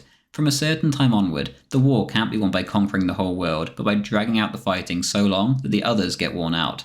Addressing Goering directly, he exclaimed, "Time, time, time." Afterward, the author of these notes jotted down his own personal impression of the first meeting with the Führer. "He looked tired and unwell. He is markedly bowed. From time to time his belief in the propriety of his actions and in ultimate victory did come through. He ought to get rid of his entire entourage, however, as a matter of utmost urgency." End quote. Meanwhile, there was positive signs back in the Reich. The Brits had tried to give Berlin the treatment that they had given Hamburg, but were rebuffed. The new freelance night fighter tactics introduced by Colonel Hajo Hermann were proving effective. Goebbels' evacuation order, too, had saved thousands of lives in the cities. On a September the 1st raid, only 13 Berliners died, and in the final raid on the 3rd, 346 died, only one of which was a child. From now on, there was big painted arrows in every major city to tell people where to go in case of another firestorm. Meanwhile, the Allied bomber pilots were taking a beating in the air. Those that managed to survive being downed were lucky if they weren't immediately lynched by justifiably livid German civilians when they hit the floor. In October, the Americans, too, were brutalised. Hitler urged Goering and Garland to get their fighter squadrons on the home front better prepared, and they duly reaped their rewards. In 3 days of raids from the 7th to the 10th of October, the Americans lost 88 bombers and nearly 900 men. On the 14th, they tried to hit the Schweinfurt ball bearings factories. Here, 60 fighters were brought down, and 17 more were severely damaged. Bombing Germany was turning into a very risky proposition for Allied airmen. The mortality rates were horrific. On the 22nd of October, however, the city of Kassel was hit by a British firestorm terror raid, and 6,000 civilians were killed. In late October, Himmler showed Hitler a passage from a letter sent home by a young SS brigadier on the Eastern Front named Hermann Fegelein. Inside was written, quote, "If the others had not been there, I would so much have liked to tell the Führer how much his soldiers revere him and are devoted to him. Even if his orders sometimes seem merciless or cruel, when the order is, 'Hold on to the last man,' one feeling is supreme among the men fighting for their fatherland with rifles in their hand, that they have as their leader a man second to the Lord God alone." End quote. Fegelein was selected a few days later by Hitler as his liaison officer to Himmler, and in June 1944 he would marry Eva Braun's sister. Also in October, on the 15th, Himmler's chief of foreign intelligence reported that the British trade chief in Stockholm, David McEwan, was offering to come to Germany for a conference on economic affairs, but really this was a peace feeler, although how serious this was is up for discussion. Hitler, however, thrust this aside. The war was too far gone now. There could only be winners and losers. This happened with Stalin too. One day Hitler would tell Mussolini he planned to negotiate with Stalin. The next, he would change his mind. Ribbentrop was losing his mind trying to organise peace on either side, whilst the Führer was so unpredictable and decisive every single time the topic came up. It was a lost cause. Meanwhile in Italy, Rommel was being an eternal pessimist despite incredible successes in the south. He was dismissed from his post in Italy and would be given a new, as yet undecided appointment. Hitler would recall a year later, quote, "In Italy too he predicted our collapse as being just around the corner. It still has not yet occurred. Events have proved completely wrong, and thoroughly justified my decision to leave Field Marshal Kesselring there. My view is that without optimism, you cannot be a military commander." End quote. On the 23rd of October in the east, the main attack began on the 6th Army's sector of the East Wall. It was a rout. Kleist and the other commanders lost their nerve, and Melitopol was quickly overrun and a massive retreat began. In the north, another gap in the German lines appeared. Hitler frantically appealed to Marshal Antonescu to rush Romanian divisions up to plug the gap. Antonescu meanwhile advised retreating from Crimea before the troops there too were overrun. Hitler decided to ignore Antonescu's advice. Dönitz, Zietzler, Jodl and Göring all agreed with Hitler and stated that if Crimea were cut off, a seaborne evacuation could be staged. 4 days later, Antonescu was right. Crimea was cut off. Irving describes the war at that time. Quote, The war conferences of October the 27th, 1943 vividly illustrated the complexities of fighting wars on many fronts with dwindling resources. Pitched battles were being fought with communist insurgents and guerrillas in the Balkans. At night, the skies of Europe were angry with bomber engines. Speer needed workers to clear the rubble, build factories, and operate machinery. Milch needed manpower for his new aircraft industry. Above all, Hitler needed fresh divisions to repair the breaches in the Eastern Front. In September, he had already had to lift the draft deferment allowed to the sole surviving sons of families. End quote.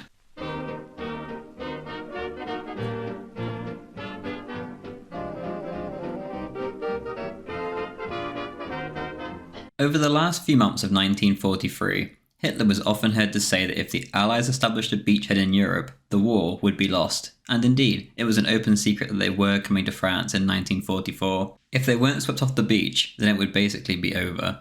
In a directive on November the 3rd, Hitler said, quote, "Now the danger in the east remains, but an even greater one is emerging in the west. The Anglo-American invasion, the sheer vastness of the eastern spaces, allows us to countenance even a major loss of territory if the worst comes to the worst, without it striking fatally at Germany's vital arteries. Not so the West. I can therefore no longer tolerate the weakening of the West in favour of other theatres of war." End quote. There was also the danger the Allies might land elsewhere too. The chief problem was the Balkans. Tito now had a literal army at his disposal there, 100,000 strong. The Italian withdrawal, too, had left a void in places like Albania. A single German battalion now held the entire coastline there. If the Allies wanted to, they could land a single regiment and take over Albania within a couple of weeks. Hitler decided that a political realignment was necessary, given the circumstances. Feelers were sent out to Mihailovic. The Serbs were also tempted by the restoration of Montenegro, the removal of Goering's corrupt economic envoy, and favours for Prime Minister Milan Nedic, whom Hitler trusted and liked. The coast, however, was the most important part of the Balkans. On the 11th of November, a small German force landed on the island of Leros, which was held by 10,000 British and Italian troops. Within 5 days, the island was again in German hands after bloody fighting. Samos was taken on the 22nd, and the entire Dodecanese was now under German control. Despite this victory, Hitler hated dealing with the Balkans. He said at a war conference, quote, "If the British said Germany's job will be to keep the Balkans in order, we'd be busy for the next 30 years, marching in and out and back again, banging their heads together and getting out again." End quote. Meanwhile, the Turks were under pressure to abandon their neutrality. This information came from an Albanian spy known as Cicero, who worked as a manservant for Sir Hugh Nakbal Hugesson. The Albanian was given a camera, skeleton keys, and a mountain of Turkish money. Whenever the ambassador went off for his hour-long baths and breakfasts, the Albanian would simply photograph all of the British papers and send them to Himmler's intelligence agents. Some of these documents reveal that the British were demanding the usage of Turkish air bases to support their situation in the Aegean. The Turkish foreign minister refused to discuss this demand, and indeed, they had steadfastly defended their independence against the Brits. In fact, the Turks were refusing partly on moral grounds, as the Brits had let it slip that they were going to give Eastern Europe to Stalin. After a meeting in Cairo, President Inonu returned absolutely horrified and said that if he had ever seen that coming, then he wouldn't have even bothered to go for the meeting. Eden's strategy had even been intercepted by Cicero. One of his cables to his ambassador read, quote, "To sum up, our object is to get Turkey into the war as early as possible, and in any case to maintain a threat to the Germans from the eastern end of the Mediterranean until Overlord is launched. We still have not given up the idea that our squadrons should fly on the 15th of February, end quote. The Turks, ever since learning of the fate of Eastern Europe, had become even more friendly to Germany.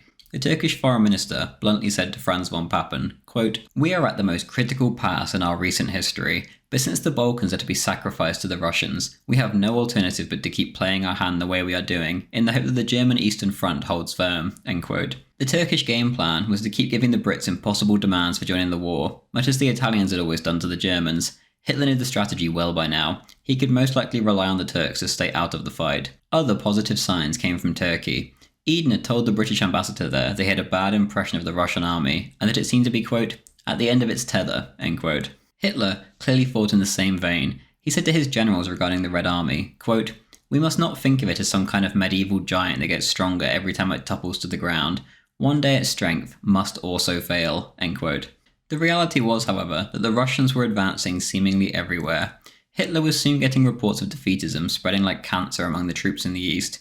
The censor's office got the same impression.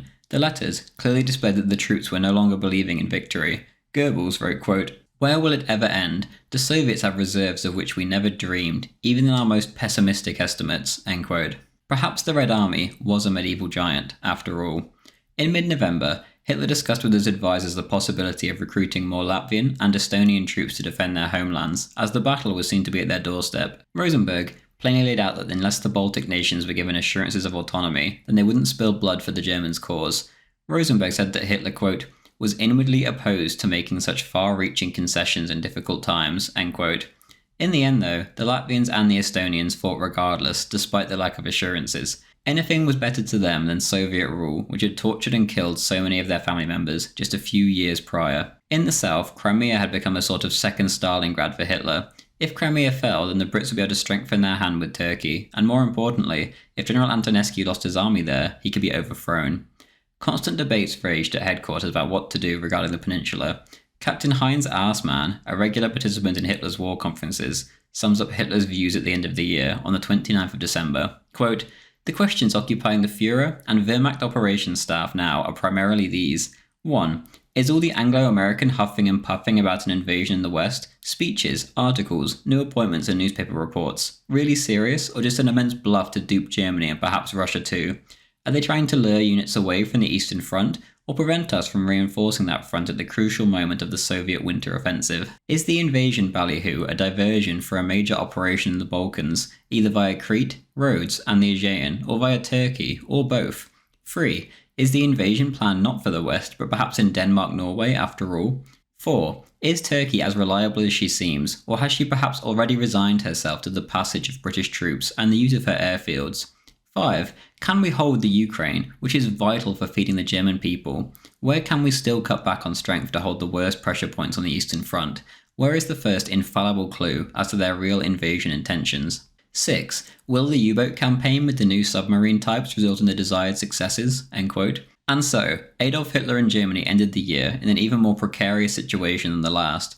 Perhaps the only shining light of the year was that the Italian problem was finally over, and that the Germans were now in charge of their own destiny in the Mediterranean.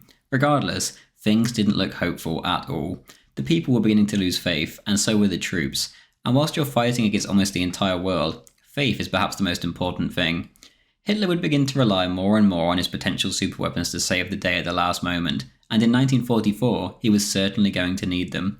The year was surely not going to pass without a major Allied invasion. He just needed to know where and when.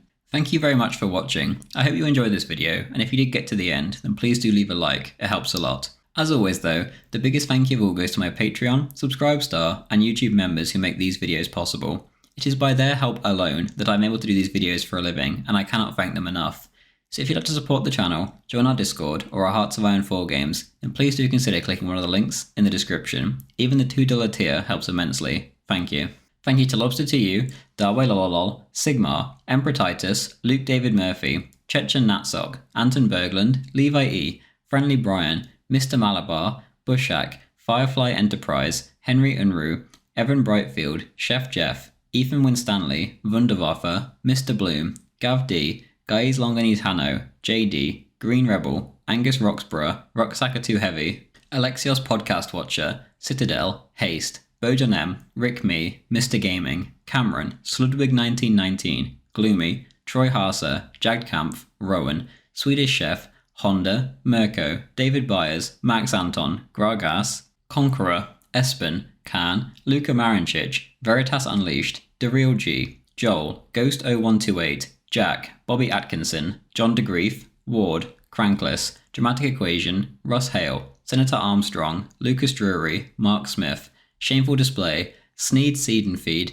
Bruno, Emma Magishmael, William S, Ozzy Mandiaz, Sword Dog, Aussie Ones, Prada, Ozzy Zuma, Joe Ford, Jive Ginseng, Mr. Toad, Leigh Agnew, Carolyn J, Alex D, Violently Normal, Brendan Stout, K. Reich, Unlikely Balmer, Enclave, Welcome to Kali Yuga, The Alt Vault, Justin F, Lane Perkins, King Fried Chicken, Rennie Malmgren, Gianni Rabati, Panzer Jim, Ahopa Ahola, Laudel, Hans, Chris, Jordan Troy, Jihad Gandalf, Eiffel, Lucas Leixenring, The Hog Shotgun, Bjorn Richter, Grady Peters, Patrick Finn, Nemesis 88, Mike and Johnny's Secret Pod, Emil Flinch, Panzer Wagenlied, Rand Atlas 1902, Dustin Stratton, Tyler Yoshida, What Next, Heinz Haber, Pax Tibi Marseille, Zuma Historian is the Best, Pat Mike, Genesee Weiss, Ace Gunner, Martin Harkinson, John Sonkerly, Scar, Chronic Military Collector,